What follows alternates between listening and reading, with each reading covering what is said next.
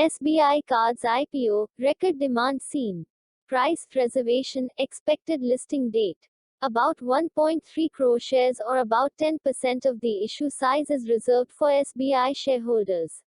SBI Cards is second largest credit card issuer in India. The initial public offer or IPO of SBI Cards and Payment Services will open next week on March 2. SBI Cards will raise about 10,000 crore rupees through the IPO, which will close for subscription on March 5. The company has set the price band for the share sale at 750 rupees minus 755.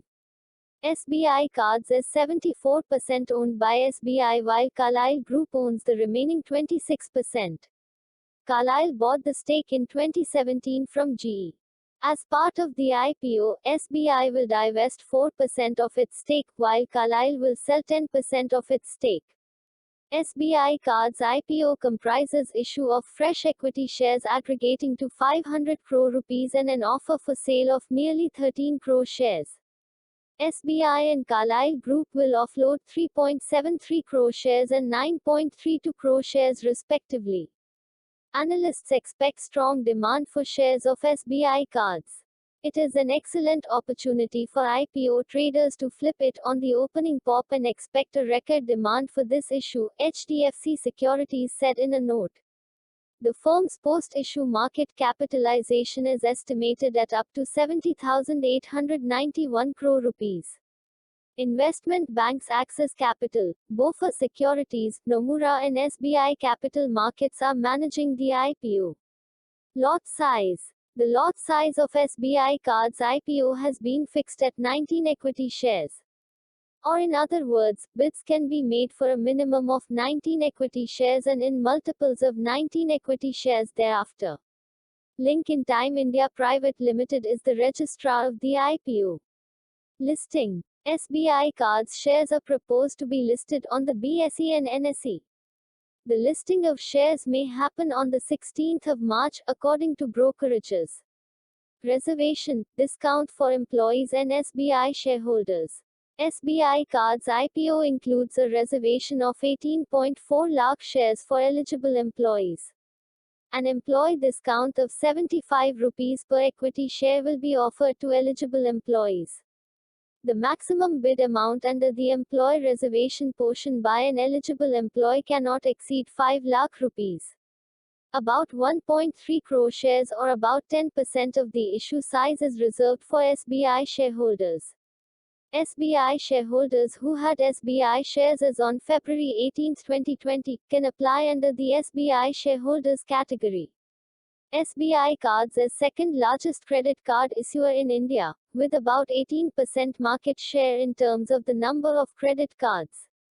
In terms of financials, its net profit increased from 372 crore rupees in fiscal 2017 to 862 crore rupees in fiscal 2019 at a CAGR of 52.1%. Revenues from operations increased from 3,346 crore rupees in fiscal 2017 to 6,999 crore rupees in fiscal 2019 at a CAGR of 44.6%. What analysts say. Yes Securities remains positive on the IPO, citing many factors: low free float, first credit cards payments company to get listed, only proxy to the fast-growing digital payment space. The company is the second largest credit card issuer with 18% market share in cards outstanding and spends and demonstrated faster business growth than industry. Umesh Mehta, head of research at Samco Securities, said, "We are all for investors to subscribe to this 10,354.77 crore rupees IPO. SBI Cards and Payment Services Limited would be the very first in the credit card space to be listed on Indian bourses. It is the most profitable vertical of SBI Bank. We also cannot ignore the diversified reach of SBI Cards through a network across multiple channels, along with SBI's vast customer base of around 44.55 crore. Financially as well as operationally, the company has delivered robust performance in the past 3 years. Domestic brokerage Motilal Oswal, which has recommended subscribe on the issue, says SBI Cards is well placed to benefit from the rising trend of digital payments and e-commerce. The price range for SBI Cards IPO has been fixed at 750 rupees minus 755 per share. There is a reservation for SBI shareholders. The IPO of SBI Cards will open for subscription on Monday amid a lot of buzz about the issue. Some analysts expect the issue to get a bumper response from investors.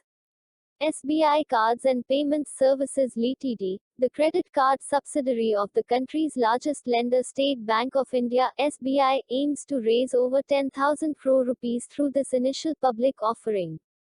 The issue will close for subscription on March 5. The price range for the IPO has been fixed at 750 rupees minus 755 per share.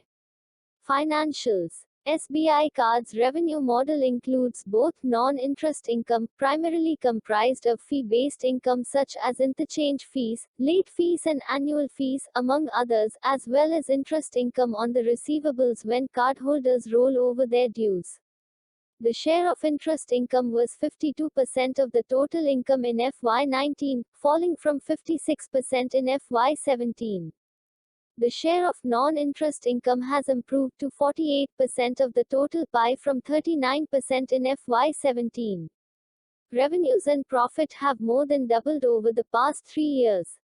Net profit rose to 862 crore rupees in fiscal 2019 from 372 crore rupees in fiscal 2017, while revenues from operations increased to 6,999 crore rupees in fiscal 2019 from 3,346 crore rupees in fiscal 2017. Risk factors. Apart from highly competitive credit card market, SBI Cards also faces competition from new-age fintech-led payment modes including Unified Payment Interface (UPI) and mobile wallets. Credit card receivable portfolio falls under the unsecured retail category, thus presenting a greater credit risk. SBI Cards aims to keep the proportion of non-performing assets at 2.4% to 2.5% of its total assets, Chief Executive Officer Hardayal Prasad said. Its gross non-performing assets stood at 2.47% at the end of last year, down from around 2.9% in March 2018. A slowdown in economic growth can result in rising NPAs and slower growth has been witnessed in past. Currently, interchange fees for credit cards or interest rates charged by credit card companies are not regulated. Any move to regulate these could have an impact. What analysts say. Given its dominant position in the credit card market and strong parentage, SBI Cards is well placed to benefit from the rising trend of digital payments and e-commerce.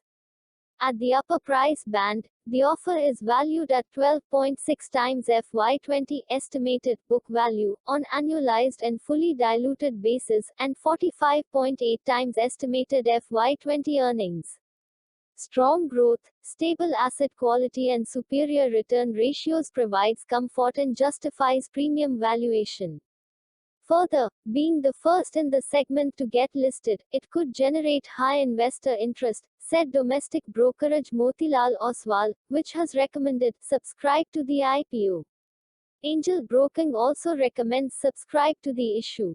Although the valuations are a bit on the higher side, we are positive on the future outlook of the company given favorable industry scenario, large untapped SBI customers and strong financial track record, it said.